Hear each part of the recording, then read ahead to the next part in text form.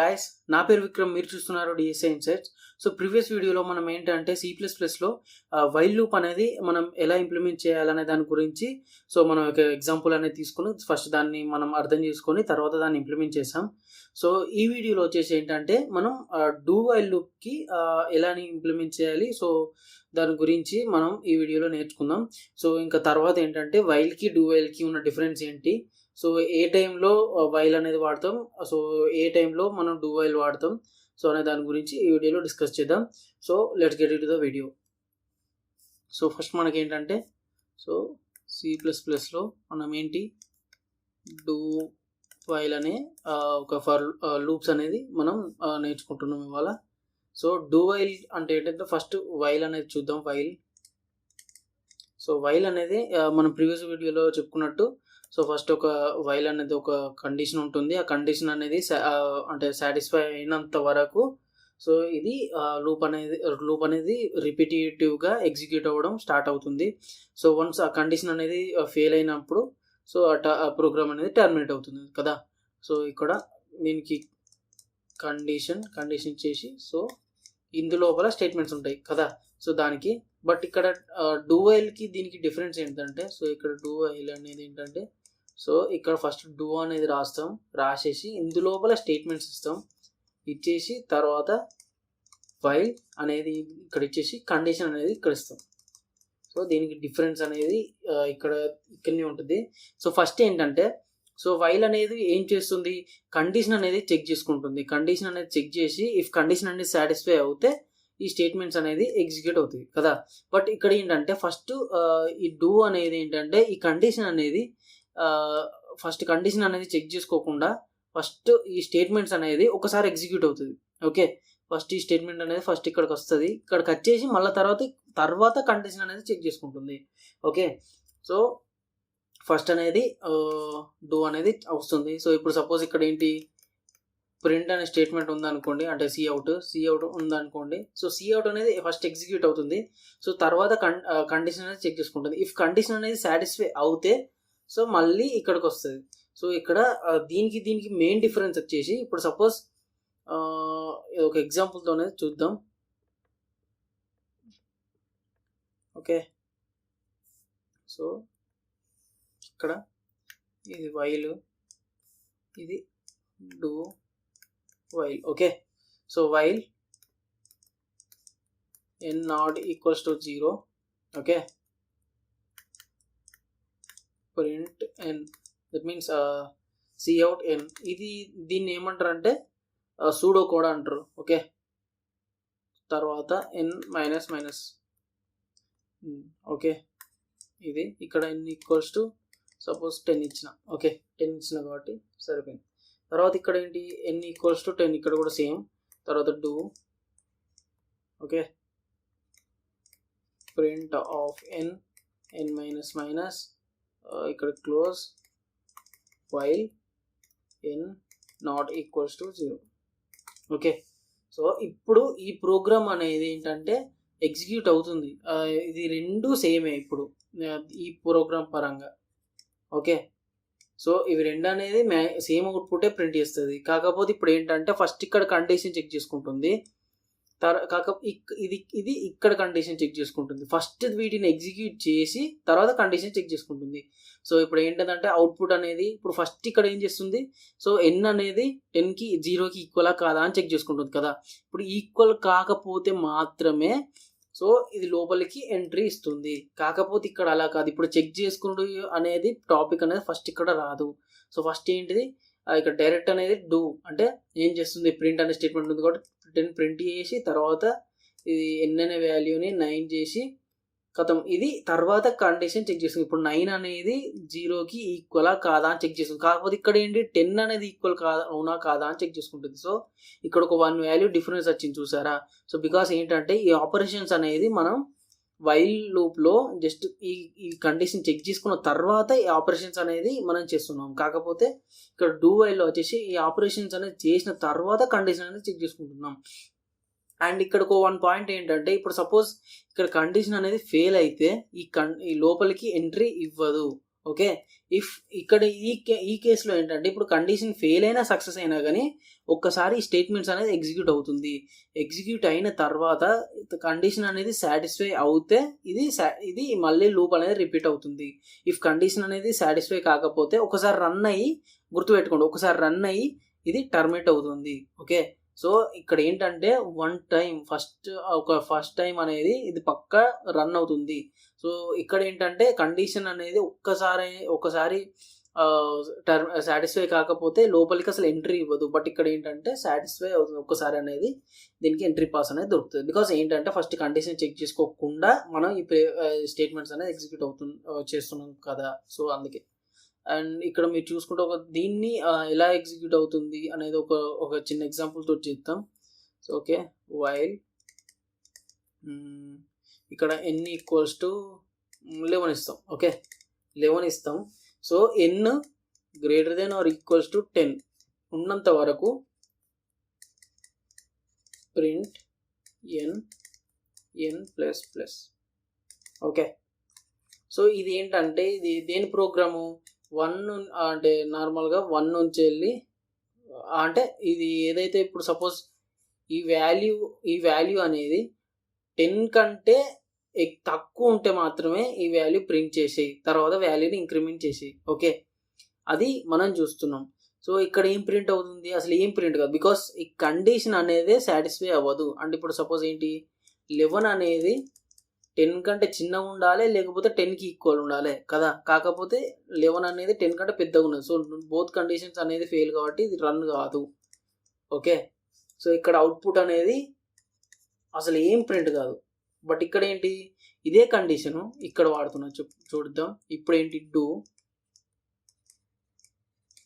Print n plus plus, తర్వాత ఏంటిది while n greater then ఇక్కడికి మనం ఈ కండిషన్ అనేది రాసినాం. ఓకే, ఈ కండిషన్ అనేది రాసినాక సో ఇదే కండిషను సేమే.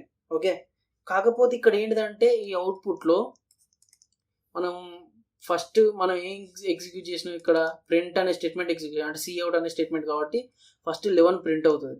ఓకే, తర్వాత n వాల్యూని ఇంక్రీజ్ చేస్తుంది. ఇప్పుడు n వాల్యూ 11 కాబట్టి ఇక్కడ 12 వస్తుంది. ఓకే, ఇక్కడ ఈ 12 అనే ఇంక్రిమెంట్ కూడా రాదు, ఎందుకంటే ఈ స్టేట్మెంట్ ఇక్కడ ఏదైతే కండిషన్ ఉన్నదో ఆ సాటిస్ఫై అవుతే మాత్రమే ప్రింట్ అవుతుంది, ఇక్కడ ఒక వాల్యూ అనేది ఇంక్రిమెంట్ అవుతుంది. బట్ ఇక్కడ ఏంటిది, ఇవి రెండూ కావు. ఓకే, ఎందుకంటే ఇక్కడ కండిషన్ అనేది సాటిస్ఫై అవ్వలేదు కాబట్టి లోపలికి రానివ్వదు లోపల కోడ్ అనేది ఎగ్జిక్యూట్ కాదు. బట్ ఇన్ దిస్ కేస్ ఇక్కడ ఫస్ట్ మనది ఒక వాల్యూ అనేది ప్రింట్ చేస్తే ఏమవుతుంది, ఇక్కడ n వాల్యూ ఉంది కాబట్టి ఇక్కడ అవుట్పుట్ అనేది 11 ప్రింట్ అవుతుంది. అండ్ తర్వాత n వాల్యూ అనేది ఇంక్రిమెంట్ చేసామని చెప్తుండు. ఓకే, ఇంక్రిమెంట్ చేయమన్నారు కాబట్టి 11 నుంచి వెళ్ళి 12కి వచ్చేసింది. సో ఇక్కడ తర్వాత మళ్ళీ కండిషన్ ఇక్కడ చెక్ చేసుకుంటుంది.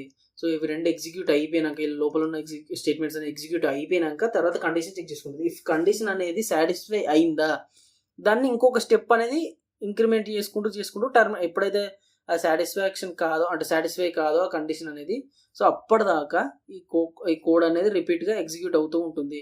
బట్ ఫస్ట్ టైం అనేది మనం ఏంటంటే కోడ్ అనేది రన్ అయ్యి తర్వాత కండిషన్ చెక్ చేస్తే ఫాల్స్ అయింది అనుకో, అంటే అది సాటిస్ఫై కాకపోయింది అనుకో, సో అక్కడికే ఒక్కసారి ప్రోగ్రామ్ రన్ చేసి తర్వాత ప్రోగ్రామ్ని టర్మినేట్ చేస్తుంది. సో ఇక్కడికి మనకేంటంటే ఇప్పుడు చెక్ చేసుకుంది కాబట్టి మనకి ఇప్పుడు n అనేది 10 కంటే పెద్దగా ఉంది, ఇక్కడ 10 కంటే పెద్దగా ఉంది. కాకపోతే ఇక్కడ మనం ఇచ్చిన కండిషన్ పరంగా ఏంటంటే n అనేది 10 కంటే తక్కువ ఉన్నా లేకపోతే 10కి ఈక్వల్గా ఉన్నా కానీ ఇది రన్ కావాలి. సో ఇక్కడ ఏంటి, మన కండిషన్ సాటిస్ఫై అవ్వట్లేదు కాబట్టి సో ఫస్ట్ టైం అనేది ఇక్కడ రన్ అయ్యి తర్వాత ప్రోగ్రామ్ అనేది టర్మినేట్ అయిపోయింది.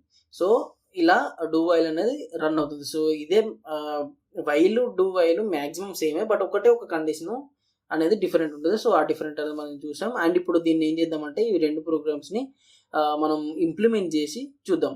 Okay, so okay, include string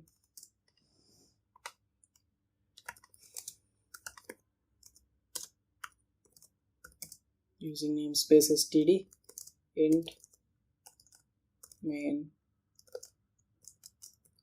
done. Okay, ఇప్పుడు మనం ఏం చేద్దామంటే ఒక ఇంటీజర్ తీసుకొని దీని వాల్యూ ఎంత, ఇప్పుడు suppose 10. Okay, do cout n. Okay, సరిపోతుంది. తర్వాత మనం ఏం చేసినాం, n++ కదా. Okay, while n.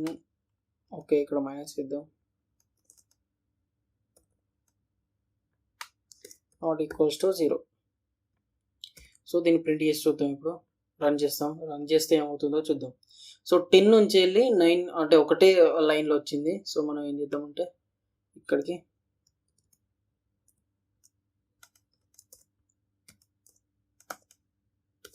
Okay,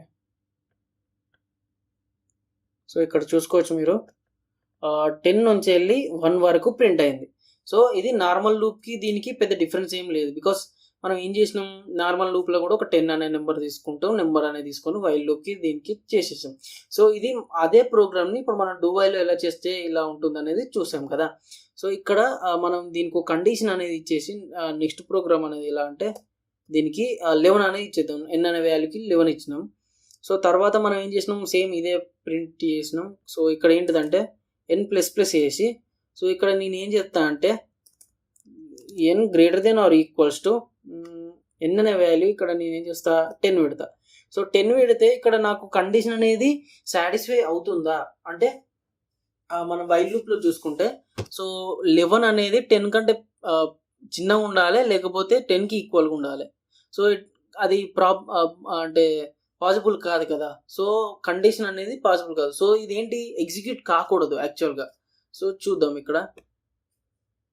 so execute అయింది. ఎందుకు ఎగ్జిక్యూట్ అయింది అంటే సో ముందు మనం మాట్లాడుకున్నట్టు సో అది కండిషన్ ఫెయిల్ అయినా కావచ్చు, లేకపోతే పాస్ అయినా కావచ్చు.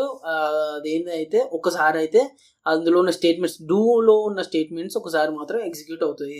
సో ఎగ్జిక్యూట్ అయిన తర్వాత కండిషన్ చెక్ చేసుకొని కండిషన్ అనేది సాటిస్ఫై అవుతే సో అది ముందు స్టెప్స్కి మళ్ళీ ఇంక్రిమెంట్ అవుతూ ఉంటుంది. బట్ ఒక్కసారి మాత్రం ఎగ్జిక్యూషన్ అనేది అది కంపల్సరీ అవుతుంది.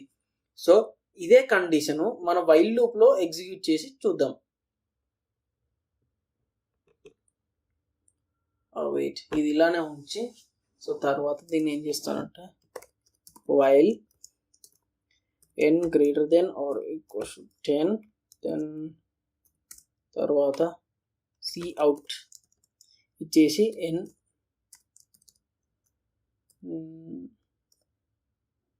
Wait okay n++. సో ఇదే కండిషను నేను ఏం చేసిన, డూ అనేది తీసేసి సో ఇందులోనే ఇచ్చేసిన. సో ఇది సేమే, అంటే యాజ్ పర్ ద కండిషన్ పరంగా సేమే, but as per the syntax ఇది డూ వైల్, ఇది వైల్. ఓకే, సో ఇది ఇక్కడికి నేను తీసేస్తున్నాను. ఇప్పటికే తీసేసి చూద్దాం ఇప్పుడు ఏం ఎగ్జిక్యూట్ అవుతుందో అనేది. సో చూడండి మీరు ఇక్కడ అది ఏం ఎగ్జిక్యూట్ అవ్వట్లేదు, ఎందుకంటే ఇక్కడ కండిషన్ అనేది సాటిస్ఫై అవ్వట్లేదు. బికాస్ ఇక్కడ చూడండి, సో ఇక్కడ నేను ఈ ప్లేస్లో 11 పెడితే మీకు క్లారిటీ వస్తుంది. సో 11 అనేది 10 కంటే చిన్నదా కాదు కదా. తర్వాత 10 అనేది 11 కంటే పెద్దది కాదు అండ్ ఈక్వల్ కూడా కాదు. సో ఇక్కడ కండిషన్ అనేది సాటిస్ఫై అవ్వట్లేదు. సో అందుకే ఇదేంటి ఎగ్జిక్యూట్ అవ్వట్లేదు. ఇక్కడ వైల్కి డూ వైల్కి కంపారిజన్ అనేది ఇదే. సో ఇక్కడ మన వైల్ అనేది ఫస్ట్ కండిషన్ చెక్ చేసుకుంటుంది. సో ఇఫ్ కండిషన్ అనేది సాటిస్ఫై అవ్వలేకపోతే అందులోకి కోడ్ అనేది లోపలికి వెళ్ళకుండా అది ఎగ్జిక్యూట్ అవ్వట్లేదు. బట్ ఇక్కడ డూ వైల్ అనేది చూసుకుంటే so wait, so do while అనేది చూసుకుంటే ఫస్ట్ డూ అనే స్టేట్మెంట్ ఉంటుంది కాబట్టి సో ఫస్ట్ 2 స్టేట్మెంట్స్ ఎగ్జిక్యూట్ అయ్యి దెన్ తర్వాత ఒక కండిషన్ అనేది చెక్ చేసుకుంటుంది. ఇఫ్ కండిషన్ అనేది సాటిస్ఫై అవుతే తర్వాత నెక్స్ట్ స్టెప్స్కి అనేది వెళ్తుంది. లేదు అంటే కండిషన్ సాటిస్ఫై అవ్వలేకపోతే ఒక్కసారి మాత్రం ఎగ్జిక్యూషన్ అయ్యి ఆపుతుంది. సో అది మెయిన్ డిఫరెన్స్ వచ్చేసి. సో ఇది ఒక ఎగ్జాంపుల్ మన డూ వైల్కి ఉన్నది. సో ఈ వీడియో అనేది ఇంతటి వరకు ఏం చేస్తున్నాను. సో ఇది ఈ వీడియో ఇక్కడికి ఏం చేస్తున్నాను. సో తర్వాత వీడియోలో ఏంటంటే మన ఫర్ లూప్స్ గురించి నేర్చుకుందాం. సో ఫర్ లూప్స్ అంటే ఏంటిది, సో మనం దాన్ని ఎలా ఇంప్లిమెంట్ చేయాలి, సో వాటిని ఎక్కడ మనం యూజ్ చేస్తాం అనేది. అండ్ దెన్ తర్వాత మనకి ఇంకొక టాపిక్ ఉంటుంది, time complexity and space complexity అనేది ఉంటుంది. సో ఇదేంటంటే మనకి ఒక ప్రోగ్రామ్కి ఎంత టైం పడుతుంది అండ్ తర్వాత ఎగ్జిక్యూషన్ అవ్వడానికి ఎంత టైం పడుతుంది, అండ్ అది ఎగ్జిక్యూషన్ చేయడానికి ఎంత స్పేస్ అనేది అలొకేట్ చేసుకుంటుంది అనే దాని గురించి ఈ టైమ్ అండ్ స్పేస్ కాంప్లెక్సిటీ అనేది ఉంటుంది. సో అది నేర్చుకొని, అంటే ఈ ఫర్ లూప్స్ నేర్చుకుంటూ సో దాని గురించి చెప్తాను. సో రేపు తర్వాత వీడియోలో that is the most important video. And ఇది ఇంపార్టెంట్ కాదని కాదు, but when compare to this, దీంతో కంపేర్ చేస్తే సో అవి కొంచెం ఇంపార్టెంట్ అనేది. సో అది ఎక్కువ మనం యూజ్ చేస్తాం దీని వైల్ కన్నా లేకపోతే డూ వైల్ కన్నా, కానీ అది ఫైర్ లూప్స్ అనేది ఎక్కువ యూజ్ చేస్తాం. సో ఆ వీడియో మీకు నోటిఫికేషన్ రావాలంటే please do like, share, subscribe DSA insights. So ఇలా మీరు సబ్స్క్రైబ్ చేయడం వల్ల నాకు కొంచెం మోటివేషన్ అయ్యి ఇంకొంచెం ఎక్కువ మీకు కాంట్రిబ్యూషన్ ఇవ్వడానికి ట్రై చేస్తాను. So that's it guys. So తర్వాత వీడియోలో కలుద్దాం. Until then bye bye.